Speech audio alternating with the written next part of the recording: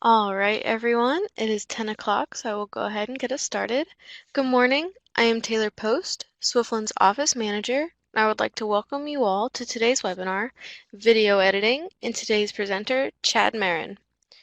Chad Mairn is an Information Services Librarian, assistant professor, and manages the Innovation Lab at St. Petersburg College. While an undergraduate studying humanities at the University of South Florida, Chad was awarded the Library of Congress Fellowship achieving archiving Leonard Bernstein's personal papers. During his library and information science graduate work, also at USF, Chad became a technology liaison between the Bill Gates Learning Foundation and Florida Public Libraries. In 2016, Chad received a League of Innovation Excellence Award in Teaching and Learning for innovation in the use of technology. Please welcome Chad and enjoy his webinar this morning.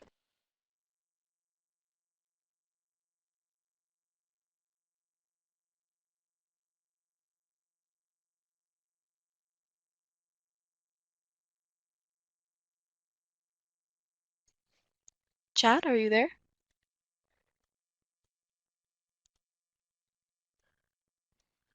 Uh, can you hear me?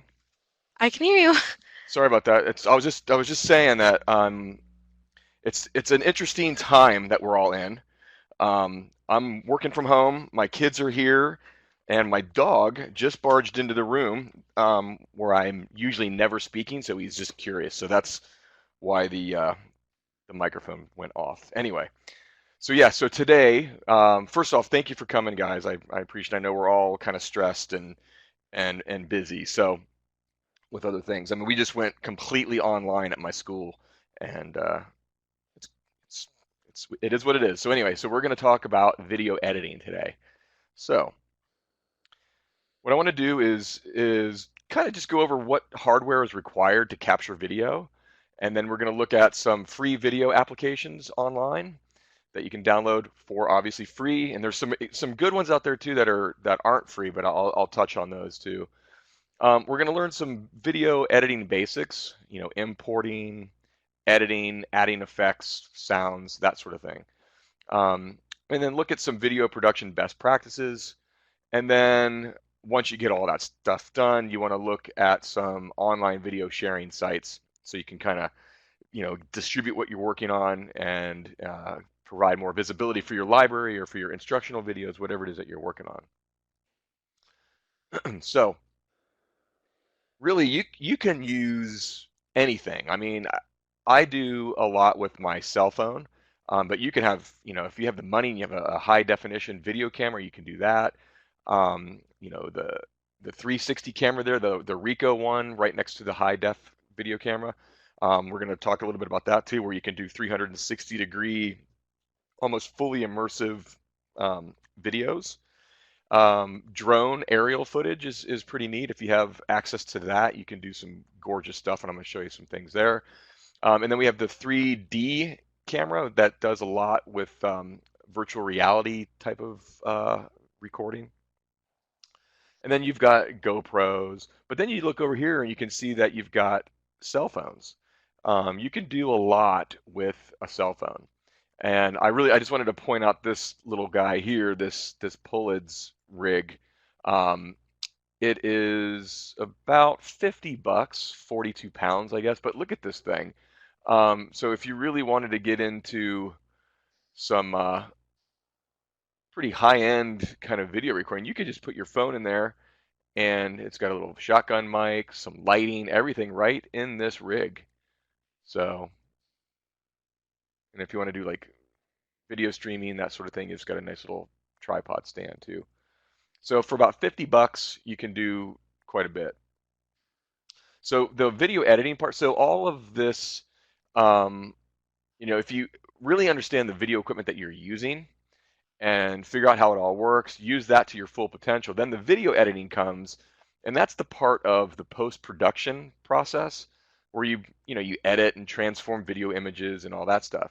So I think it's really important to first understand the capabilities of your video camera or your phone, whatever it is you're using, and use it to its full potential, because then it's going to be a lot easier to edit your video, especially if you have a good plan of action or some kind of a sketch.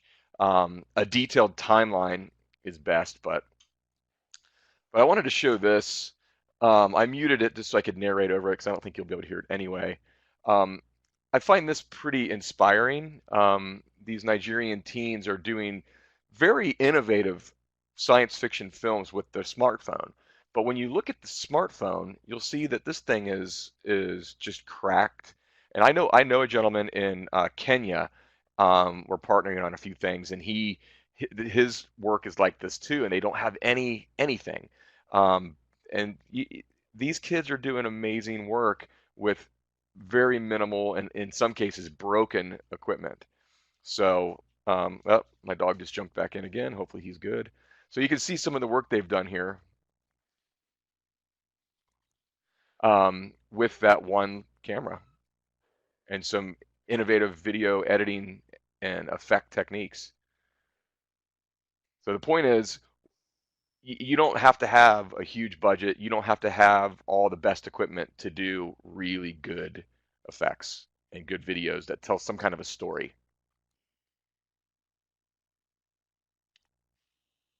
Okay.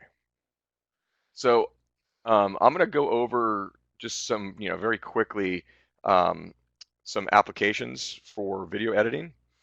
So the ones I'm going to show you here, they're all free. But the thing to keep in mind is they're all very stable and secure. Well, you know what? I'm going to rewind. I don't want to say they're all 100% stable.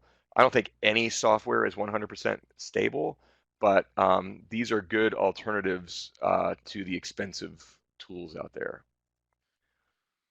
So the first one I want to mention is KDE and Live. You're going to hear often, let me pause this for a minute. You're going to hear often the term nonlinear video editing. Most of these that I'm going to show you are nonlinear video editors. And all that means is it allows you to cut, copy, and paste scenes in any order, make changes, do all this stuff. So, but after you edit, the new file that you create, or the new file, after all those edits, there's a new file that's created. So the original image that you imported from your camera stays unchanged. So that's something to keep in mind. Like, just in case you go in and do all these weird edits and you screw things up, you want to at least be able to go back to your original file. And it's a good idea to maybe do some backups too, just in case. So you can see that this KDN Live is just for Linux, but it does support all the formats. And by the way, Linux is not as scary as people think anymore. So I know a lot of people think, oh, I have to be a computer scientist to use it. You don't really have to. So if you have a decent laptop, you can throw Linux on it and then use this, and you'll do just fine. But don't worry, I will talk about Windows and Mac OS ones too. Anyway, so the KDN Live, it supports all the formats that are supportive in this program called FFmpeg, which really all you need to know about that is it's a cross-platform that converts pretty much every multimedia file type that there is. So it also supports 16 by 9 and 4 by 3 aspect ratios. So that 16 by 9, by the way, and I have a slide on this later, but for now it's the widespring ratio. It's probably the most common for TV and computer monitors. And then you got the 4:3, which is more like your old, the old school TVs, 14 by, or monitors, 1440, I think, by 1080 or whatever that is. So it does support those ratios for a bunch of different standards too, like the PAL and the NTSC and all those different standards. So you're good to go there. By the way, the NTSC, just so you know, it's what North America pretty much uses, and PAL is the TV color system that is used in Europe. They're very similar, but this software supports both. So you can export videos to DVD on this. You can do video previews, multi-track editing, so you can add multiple video clips, multiple audio images. with different effects, tilting features that you can do like after video edits. It You can import so many different audio, video, and image formats. Um, what else? You can customize the look of the application. It also does stop motion capturing. So if that's something that you want to get into with the kids, at least, you can do some really interesting things with that. Um, oh, and it also has light graffiti. So I actually added a video here. So you can do some really cool things with light. So this is a drone. Well, look how cool that is. That effect. You kind of see this effect a lot um, with photography, but it's a cool way to paint with light. So they've got that little feature in there. Isn't that cool?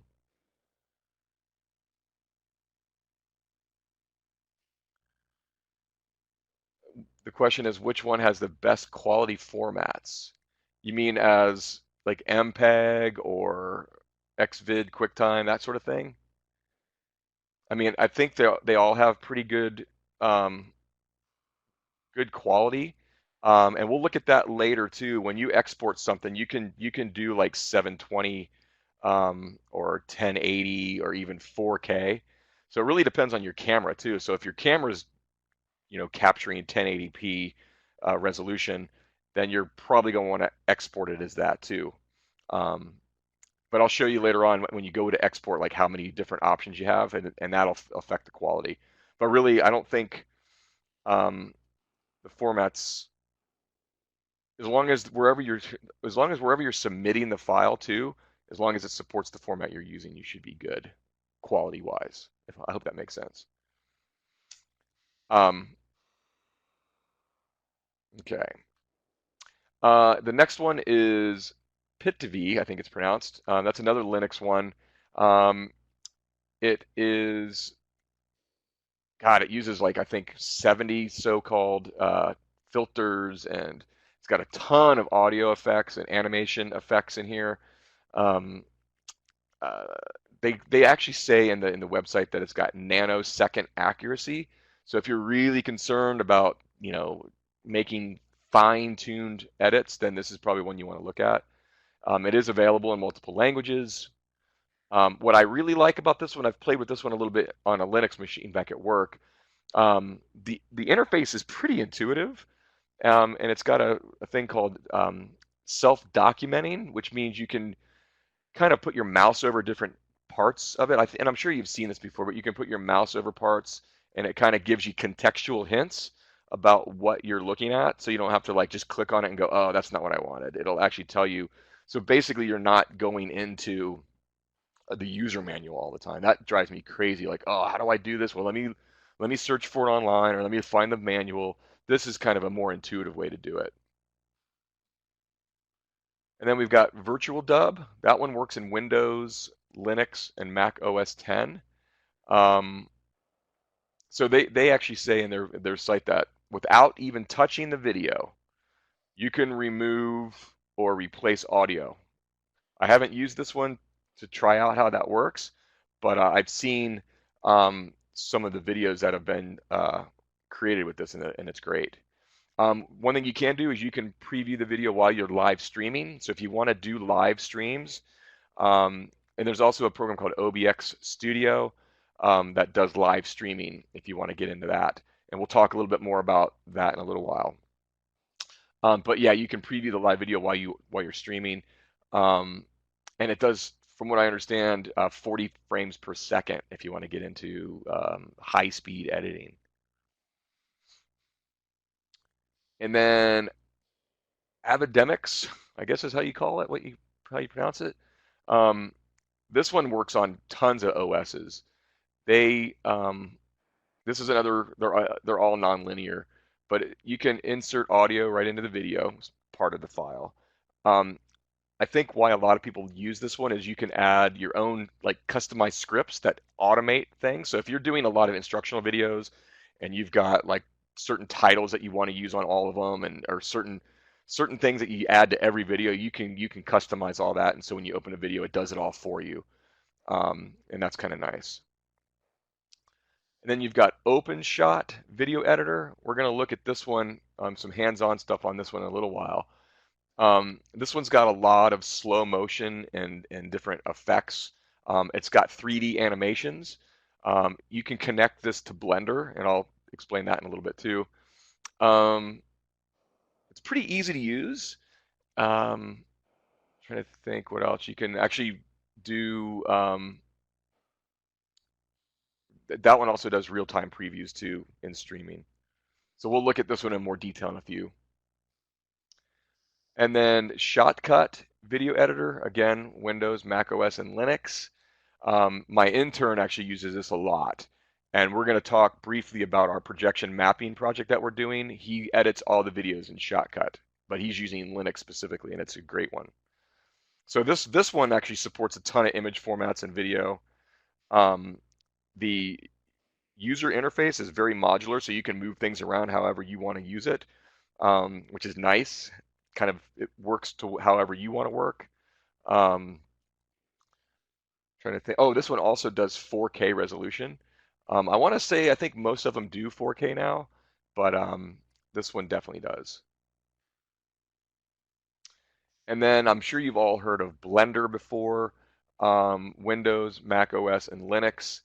Um, the new interface for Blender, by the way, is so much better. So I don't know if any of you have used Blender before, but um, just about, God, it was probably, I think I just downloaded the new Blender probably 3 months ago, 2 months ago, and it's night and day different in getting around the UI, the user interface.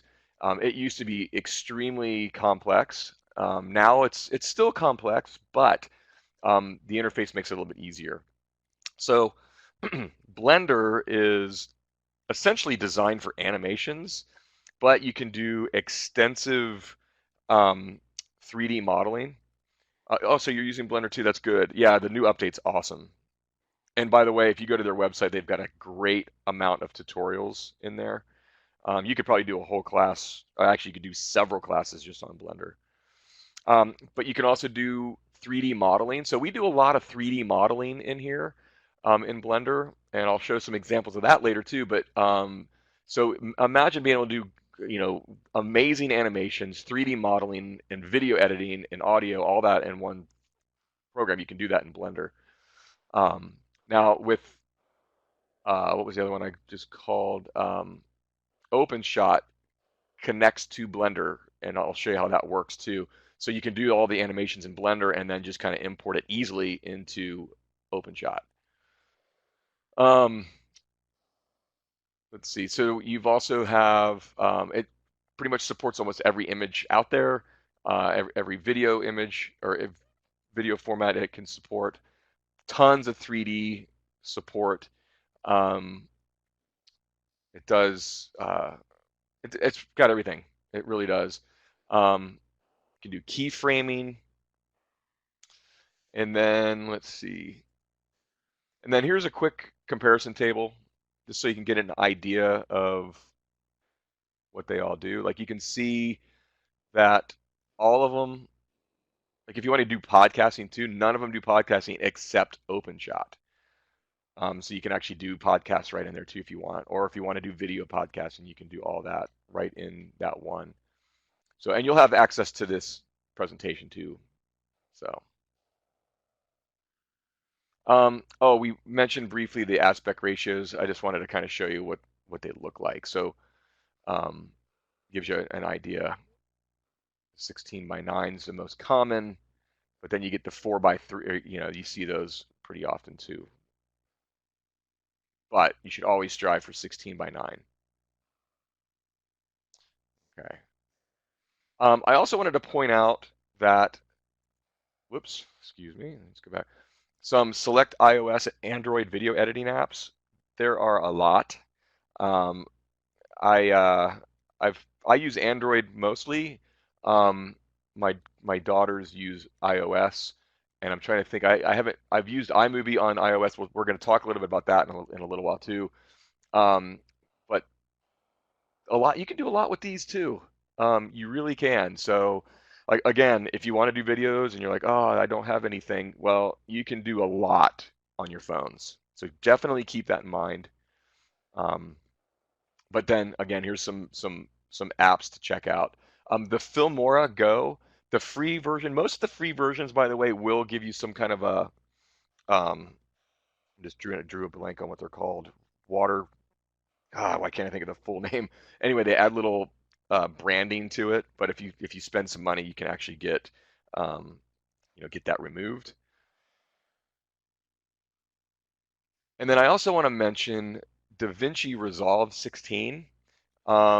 It runs on Windows, Mac OS, and Linux. Now this is amazing. Um, I will say though that the laptop that I brought home from work is an SD or an SSD hard drive, and it only holds, I think, 250 gigabytes, which sounds like a lot, but for this program, it's not enough. So if you want to get into DaVinci, you've got to add, you have to have a pretty powerful computer.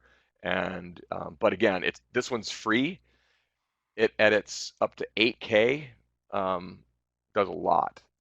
So it also has for I want to say 250 or 200 about $300. They've got a program called DaVinci Resolve Studio, which is designed for multi-user collaboration. So really for 299 or $300, it's not too bad. So you can actually, as an editor or an assistant, or if you're doing color, you can, or sound design, if you have different people doing this kind of work, they can all connect into one application. And also, DaVinci does have what's called the neural engine. So what that does is it actually kind of enables uh, like facial recognition and all these weird uh, speed warps and different things. Um, but yeah, DaVinci Resolve is great. I've worked with quite a few like professional videographers who actually use this, um, and it's incredible. But again, and I wanted to demo this today, but as soon as I tried to install it on my work computer, it just became crazy. It was like I can't use it. It's very resource intensive, but it's amazing. Okay. And also, they also do hardware as well. So if you look here, you can see that they've got all these different panels. And then the advanced panel, obviously is almost $31,000. Um, yeah, so the amount of RAM you need is, I want to say you need probably at least 8 gigs, I think. I think they recommend 32 though, or something crazy like that. Um, so yeah, you definitely need a high-end computer to run it. Okay. All right. So what I want to do is run you through a demo. So what I'm going to do is I'm going to open up OpenShot and run through some of the basics here. Okay. And you can actually download it there. So let's see. You guys should still hopefully be able to see what I'm doing here. OpenShot video editor. Okay. All right. So do you all see the editor now? Hopefully. Oh, good. Okay. All right. So a few things. A lot of these interfaces are very similar. So what I always recommend is when you get into an app like this, even if it's on your phone or whatever, just kind of explore what you got. So I always go into File and kind of see what we got here. I can import my files, okay, import project. If you go into Edit and you look at the preferences, I always kind of look at the preferences to see what we got. Um, your different default, your different themes. You can see there's a ton of languages in here. Um, Here's, by the way, if you want to include Blender, you actually go in and you browse for your, and I'm not going to do all this to you guys now because I forget where it is, but if you go into your program files and then Blender, and yeah, that wasn't too bad. And then you find your executable file, right? Then you hit open, and then you connect your Blender program to OpenShot. That's really kind of a good thing. Your different options for previews. Here's your different, somebody asked about quality before. Here's the 1080p. If you want to do more, 720, you can. All these different formats and resolutions and stuff that you can use. I would totally recommend doing the auto save option. I'm not gonna worry about any of this stuff. Oh, performance. This is where you can actually change some of your graphic card stuff to make things a little bit easier for you. And then also, look at all these. There's a ton of, and most video editing programs have quite a few keyboard shortcuts. So if you go through these, you can change these however you see fit. So it's easy to go in and add what you want, but you can go in and modify this however you see fit. Okay. So if you're starting to see some slowdowns, you want to definitely look into the performance side. Okay. I also, where is it here? Title. Oh, so I do want to show you this real quick. So if you click on title, you can just do very basic titles, right? Um, so the question is there a way to connect to a music production programming? I don't know. That's a good question. I don't know. Let's go back into the preferences real quick. Advanced title editor. I don't see any way to do that in here, um, but doesn't mean you can't do the edits in another music program like Audacity or whatever, and then import them in there if you need to. Which in this case, I would recommend that actually, because I will say, and you'll see that sometimes doing the audio edits in these types of programs are not the best, especially in one shot. I'm not a huge fan of audio edits, so I would do something in like Audacity, do my edits, and then export that file, that audio file, and then import it into video already edited. Volume swells and panning and all that stuff because it's very limited. A lot of them are limited. So, okay. Um, if you go into view, you can actually change it to a simple view, or I usually go in and I give it a advanced view. It gives me all the effects and everything in one stop. Yes, you can create an open shot and then import it into Blender. Absolutely. Yep. Yep. Those two, OpenShot and Blender, are very well integrated. Okay, and yeah. So in a minute, I'll show you some stuff there. But this computer that I'm using now is not the most powerful one. So to show you how it actually does that is not going to work real well. Um, Again, if you go into title, animated titles, that is integrated to Blender. I'm not going to do it. Um, but for example, if I pick this one, it takes a long time to render. I'm going to cancel it real quick. Hopefully it doesn't crash on this computer. Anyway, so you can do a lot in here. But again, if you're doing more advanced type of things like in animation, then obviously use Blender and then export that animation into OpenShot. Okay, so what I'm going to do now is I'm just going to go in and add some files. So all you do is click on import files. I'm going to figure out where I need to go real quick.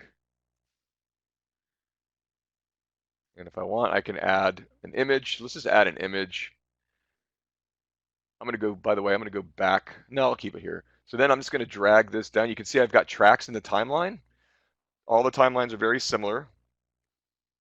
And what I want to do is I'm just going to drag this guy down here to the timeline. So with the advanced view, you can see I've got all these different properties already set up. I can make this bigger.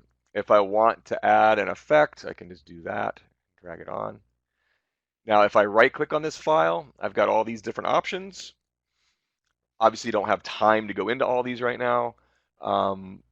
but you've got all this. One thing, so you can animate this if you want, basic kind of generic animation. They got some decent stuff. What I like though is the transform.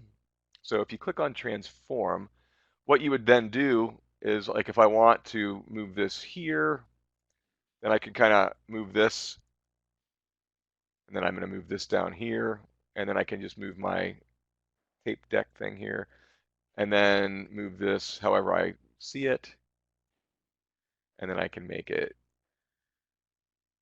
So you kind of get an idea of what you can do just moving this stuff around.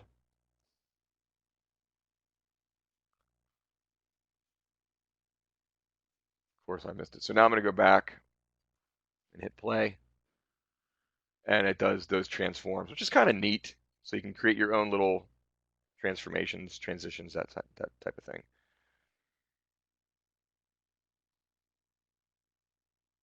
So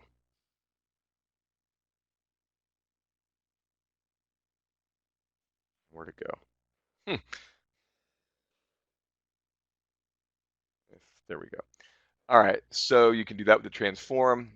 Um, Again, you can move it around however you need to. If you want to add an effect, you just kind of drag it on. You'll see that it gives you a little option here. It might be hard for you to see, but if you right click on it, you can remove the effect, or you can click on properties, and then there's your properties, which automatically show up if you're in advanced mode. And so then it changes that effect. And I removed the transform, by the way. And then if I need to, I would go back up here. If I want to browse for some music that I've maybe edited in a different program, I can just add it and drag it down to another track.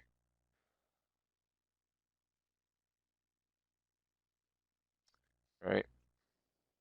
And it's thinking. Oh, figures, huh? Not responding. It's going to take it a second. Hopefully it doesn't crash. Are there any questions while this is actually trying to think for a minute? So all I did was just drag a video in, or not a video, an audio file. Um, that's actually one of my band files, so I was able to create my own music here. Um, if this crashes, I'm going to have to close it and open it back up. I hope that doesn't happen. So, but again, a lot of this is pretty basic. Let me give it another 10 seconds to see if it does it, if not all. Best tutorials to learn basics of each of these video editors. That's a good question. Now this one that we're looking at now, OpenShot, they've got if you go to their web page, they've got some really good tutorials um, that are specific for this, and the developer actually does the tutorials. Yeah, but I'm with you. There's a lot of really horribly written tutorials, and it's funny. They're doing horrible video tutorials about video editing or about their video editor, and I'm like, wow, that doesn't really say much about your video editor, right? So a lot of these um, applications do have YouTube channels. Um, this is not a good sign for this company here, is it? Let me close it out. Now it's back. Okay. Um, yeah, it's definitely real sluggish. I don't know if it's because we're online or what, but anyway, if it gives me another issue, let me just see if I can.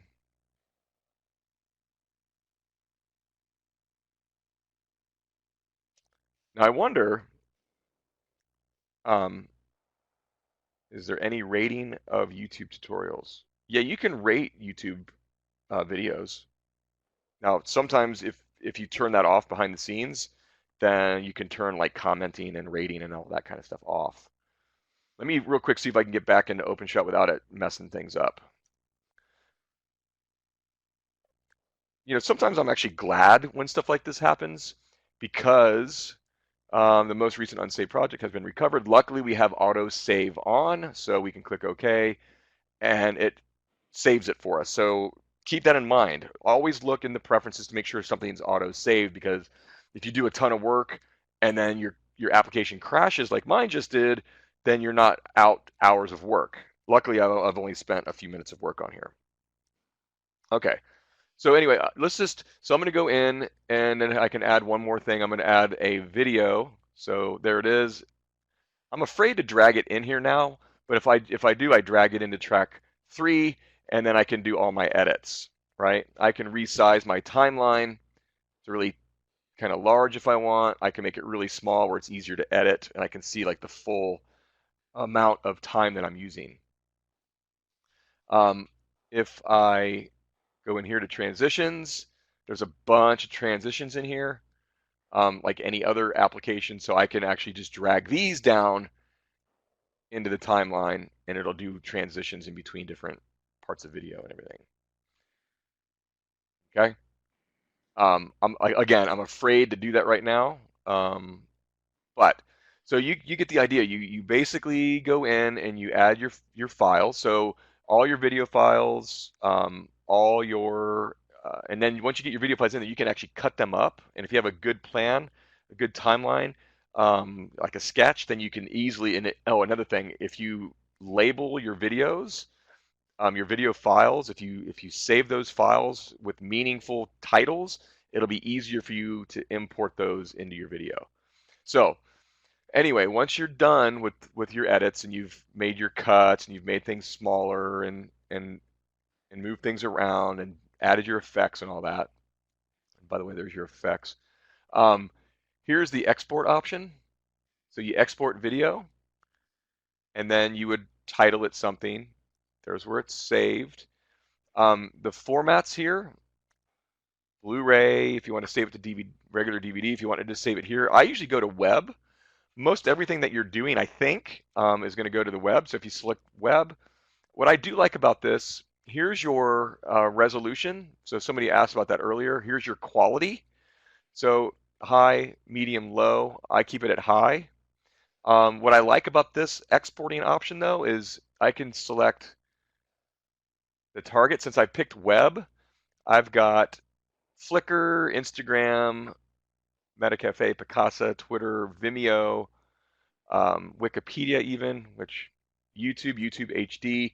So if I wanted to do something for Instagram, I would do that, and I could change the different video profile, probably keep it at 25 frames a second. Doesn't really matter, I don't think, in that case. And then you just hit export video, and it's usually pretty quick. It depends on the quality, because it's doing compression right now too. So if you do a high quality, it's actually compressing that down a little bit. So it might take a little longer.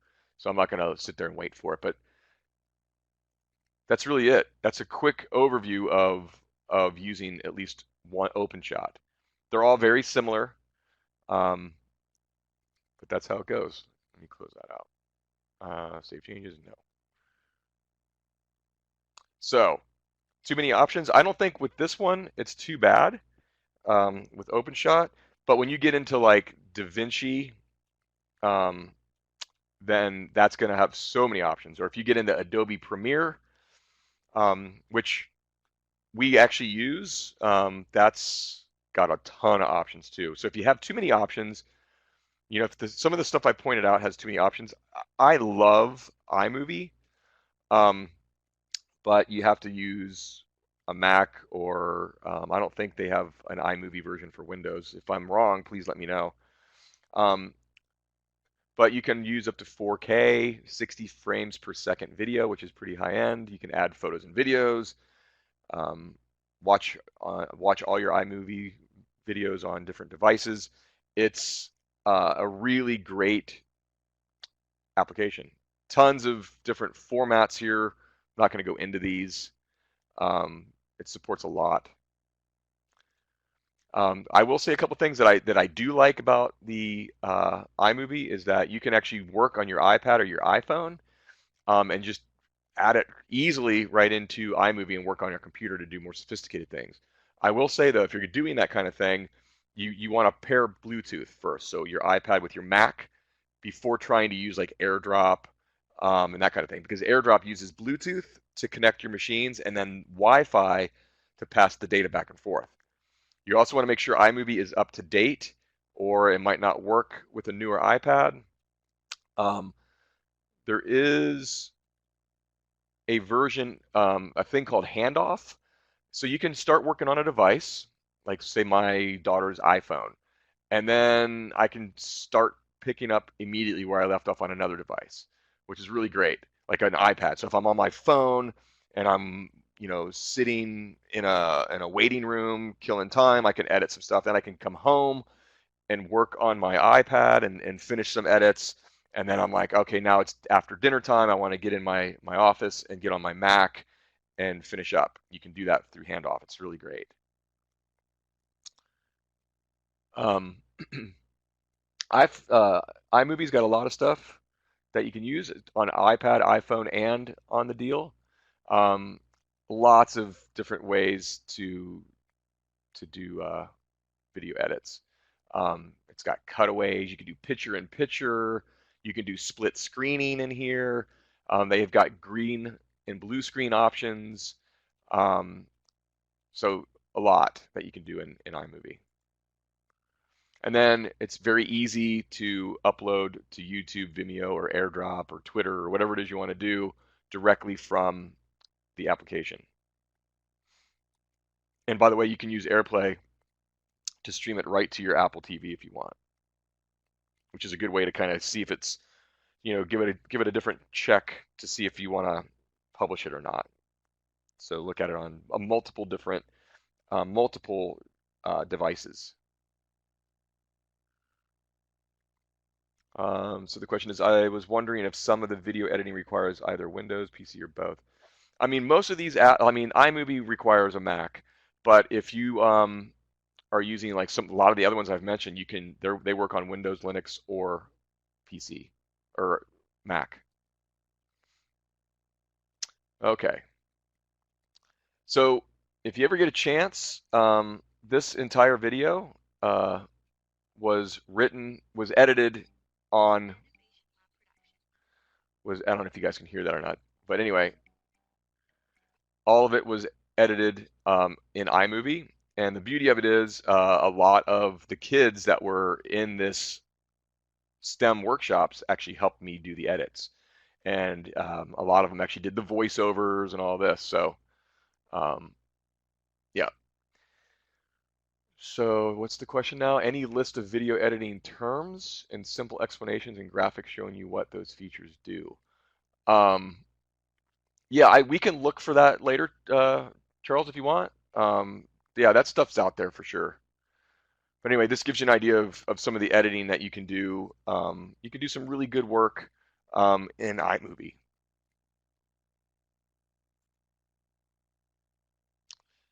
Um, we also did some aerial footage.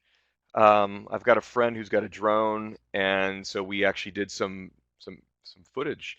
My provost um, came to me and asked if we could do this, and we did. So what's really cool about this scene in particular, by the way, editing this was tricky because we had so much beautiful footage that it took me a while to go through it all. But I don't know if you can see it. It's really hard, but you can see a bird flying right in the middle. Perfect. Just and the timing of the music and that bird flying is just very magical. So this was a good way for us, and we've got these on display now on different screens across the campuses, so people can see how beautiful our campus is. So this was a pleasure to shoot and a pleasure to edit. And a friend of mine actually wrote the music. So if you get a chance and you want to see it, it's really got some good stuff in it. Like this, just some of the scenery is beautiful. And this is not even in high def, I don't think. Yeah, I've got it up to 1080. Actually, I shouldn't do that. I might crash it too. So beautiful film. Okay. Um, I think I mentioned some of this here too. It's good to know the difference because it can be complex at times. So you might hear the word container. So like a movie file is a container, and that contains the various components of the video.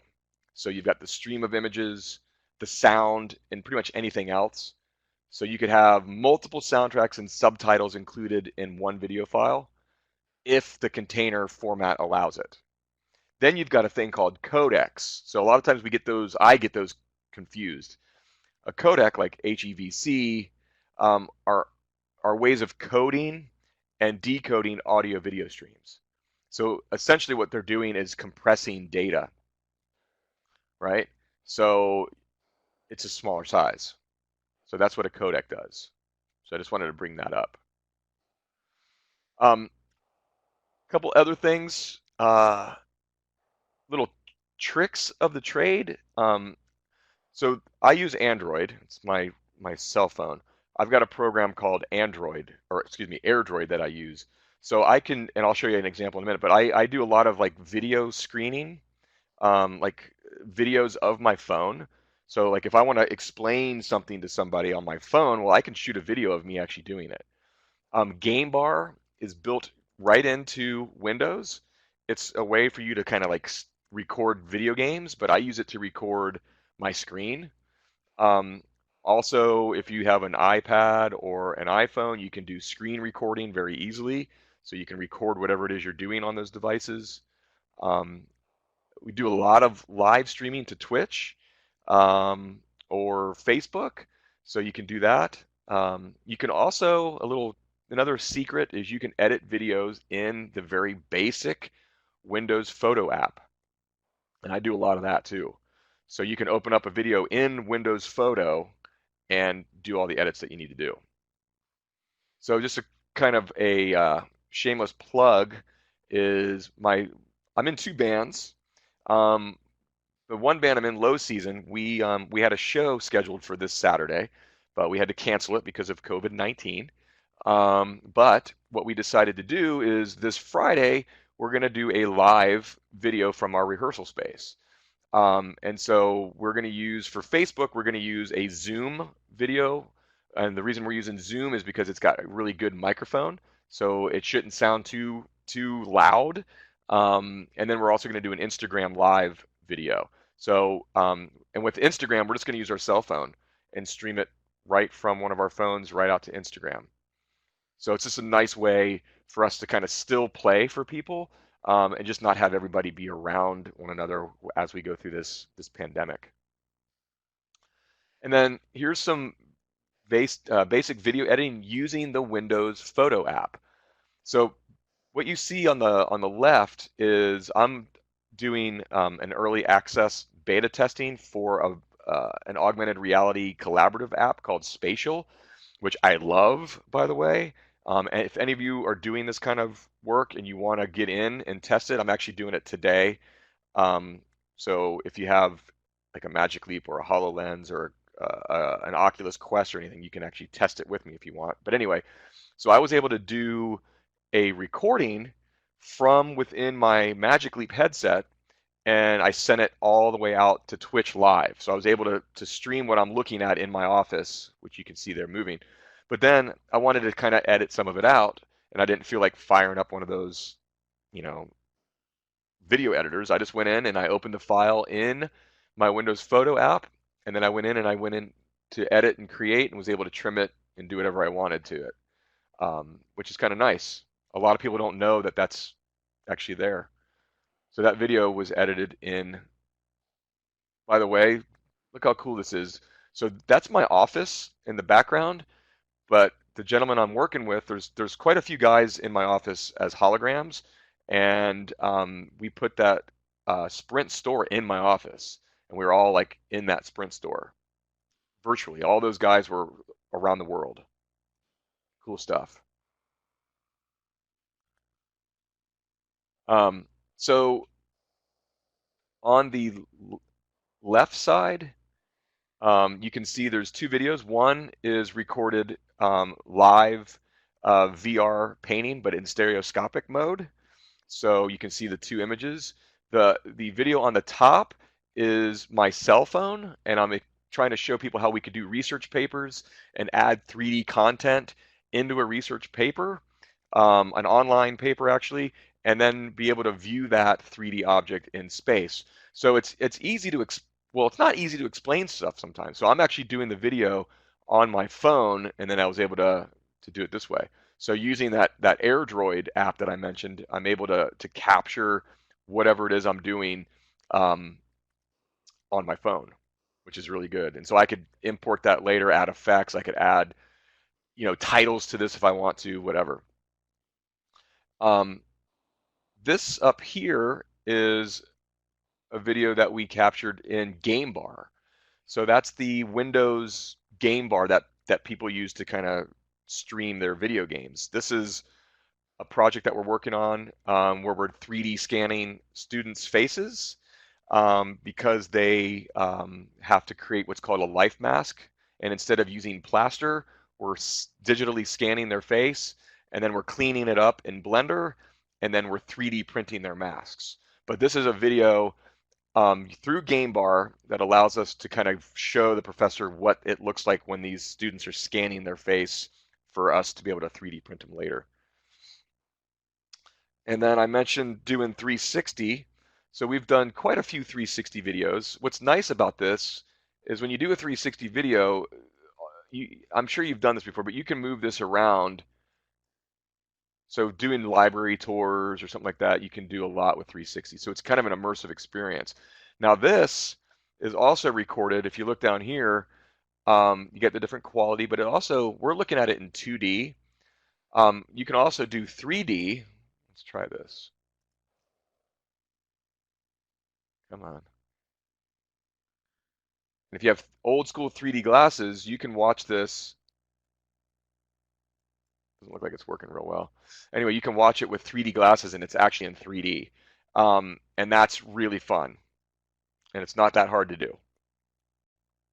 But again, the 360 is a really, innovative way. And I've done live 360 videos too, where you can be on Facebook and see it live. Um, this is worked with a colleague who is a professional video editor, but I got to do some simulations with her. So we went with that 3D 360 camera, and it also had the zoom microphone. If you can see it in the third picture there, that gets surround spatial sound. And what's nice is when we're in the back room, it takes the camera out of the picture, so you don't see the camera or the microphone, but you see in 360 degrees 3D these surgical simulations going on. And so we did and you can see down there's a 360 version and a regular version if you want to check it out. The 360 version is so awesome with a VR headset. To edit 360 or VR, immersive audio and video, you can do that in Adobe Premiere, and you can actually do it while wearing a VR headset. This is pretty neat. So to edit 360-degree content, if you're immersed in that video, it's easier to edit. So as people kind of look around, that's what they're seeing. So you can add the edits that way. And then if you capture a 360 video, you need to use, like I use a Theta Ricoh camera, 360 camera. They've got an app that will take the video and stitch it for you. So you stitch the video and then you import that into like Adobe Premiere or whatever, whatever video editor you want to use. I personally use Adobe Premiere when I'm at work because we have a license for it. When I'm home, I use that OpenShot. But anyway, you can then go into Facebook's 360 Director and you go in and you can add guiding points. So you can actually guide where the user sees it. This is one little side note. If COVID-19 is forcing you to teach online and you aren't quite ready, you can actually add, instead of, if your house is a mess, you can add virtual backgrounds. I just did this with mine, and I have like a beach background that actually moves on mine. So I'm sitting there. If there's a mess behind me, you don't see it because it's got that video going on. So that's in Zoom. I wanted to briefly mention Oh yeah, the Windows photo app is already built in, should be in Windows 10. So it's a good idea to get into the closed captioning. I'm not going to get into too much here, but subtitles kind of assume that the audience can hear the audio, and they just need some kind of dialogue added. Closed captioning assumes that the audience cannot hear, so you need to add more descriptions. But um, YouTube can do it. Um, you can also add your captioning file and then add it to the time code, so it kind of comes up however you want to add it. So if it's off a little bit, you can actually adjust that in YouTube. And then obviously before you do the captioning, you want to check it first to make sure it's timed properly. Um, and there's a lot of apps. I usually don't do the automatic captioning in YouTube without cleaning them up first. You got to be careful about that. So you can also manually create a transcript file. A lot of people actually speak the content into like some kind of dictation software that then um, kind of helps you with that. And then you want to synchronize your transcript with your video. And then once you've tested it, you can upload it to YouTube or whatever it is you're using. Yes, you'll have a link to the video to the presentation for sure. Um, Also, royalty-free music, you want to have some kind of a soundtrack. Now, royalty-free does not always mean free. There might be some costs involved, but I did provide you with a bunch of links here. Or, if you have something like GarageBand, it's pretty simple to write your own simple kind of soundtracks, like ambient type of music, that work seamlessly with iMovie and other video editors. So again, pretty large list of royalty-free music. Um, and then once you do all this, you're going to want to share it and distribute it online. So I'm not going to read all these to you, but these are the top 10 sites. Obviously, YouTube and Vimeo, TikTok. A lot of the younger kids like it, but it's something to at least pay attention to. The Facebook Watch. I already mentioned Twitch. Um, Daily Motion, IGTV on Instagram lets you do longer videos. Byte is kind of like Vine, the 6 second long videos that you can do. Periscope is video sharing through Twitter. Um, and then this I think it's Library, that's sort of like a blockchain video, kind of decentralized video sharing site. And some best practices. I think I spent too much time on the OpenShot file crash, but um, so really, I think it's a good practice is to understand videography fundamentals. So how are you making your shots? How is your camera moving? Think about your different camera techniques, right? Zooming. Are you following the action? Zooming in, close-ups, that kind of stuff. Um, Establish a main goal and vision, right? Think about it a little bit before you do all the work, because it will make your life a lot easier. Be clear and concise. Trying to put multiple messages in one video is going to make it unfocused and confusing. Try to keep it short. Top it off at like 3 minutes at the tops if you can. Put it in, make multiple videos. Part one, part two, part three. My drone video was tricky. Make some kind of an emotional connection. Have humans talking to one another. Make eye contact. Show your personality. Um, be consistent with your branding. Your library logo should be in there. And then promote your videos. And then obviously you definitely want to include captions and subtitles. I wanted to show this. I mentioned it earlier. This is the OFX Pi mapper that we're using. It's powered by a Raspberry Pi, and it does video projection. So we're actually doing that on the outside of our innovation lab. And it's really easy. You can add multiple videos to this. You can create different shapes and that kind of thing. And what's neat is once this loads, you'll see that we've got some examples of, you see the boxes down there? We're projecting on multiple sides at once with one projector. So that OFX PyMapper does all that for us. So I can do projection of videos I've done or videos that exist other ways. Now the top video, the upper right-hand corner, you can see we've got multiple videos at once with one projector. And I'm not going to go into much with this, but this projection light form is really cool. So if you want to get into more creative type of video, like real-time video, some of the stuff that they're doing, it maps the contour of the objects, and then you can actually do video right on top of whatever it is that you want to do. It's amazing. So like you can project on mountains if you want. We don't see that much in Florida, obviously, but you can project on anything. So this attaches to a projector. All my slides are there. You will get a link to this presentation. So don't worry about all the links that were mentioned. You'll have access to all those. Also, my contact info is here. Please don't hesitate to get a hold of me with questions, or if you want to share something you've worked on, I'd love to see it. So there's a couple of questions up here. Royalty-free photo and video sites. I just added the audio because most of it, I think we're doing our own video, but there are royalty-free photo and video sites out there. I would just kind of do a quick Google search for that and see what you come up with.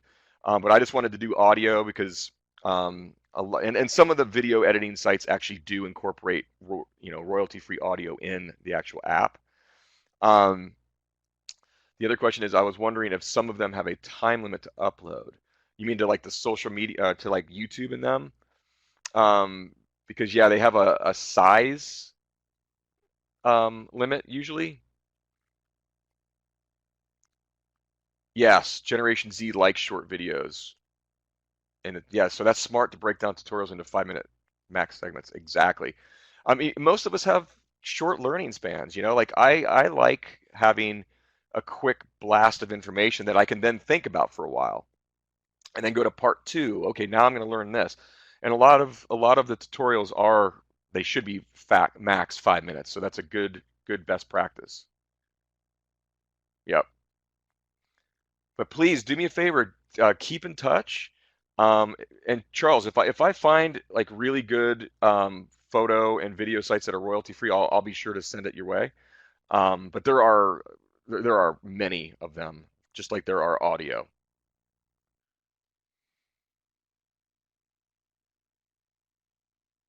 Yes. My SlideShare page is here, slideshare.net/Chad Mairn.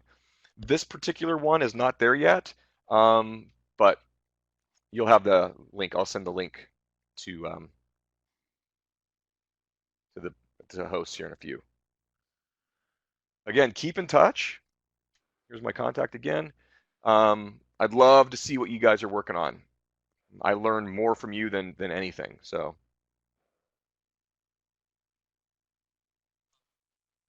Thank you, Chad, for a wonderful webinar this morning. Attendees, if you've enjoyed this webinar, we ask that you join us on March 27th or March 30th for a very informative webinar, Coronavirus, Hoaxes, Fear, and the Truth, How Libraries Can Help. As always, we encourage you to keep an eye on the Swiftland CE calendar, the Swiftland Facebook page, or your message from the listserv. Thank you everyone for attending and have a great rest of your day. Thank you, Chad.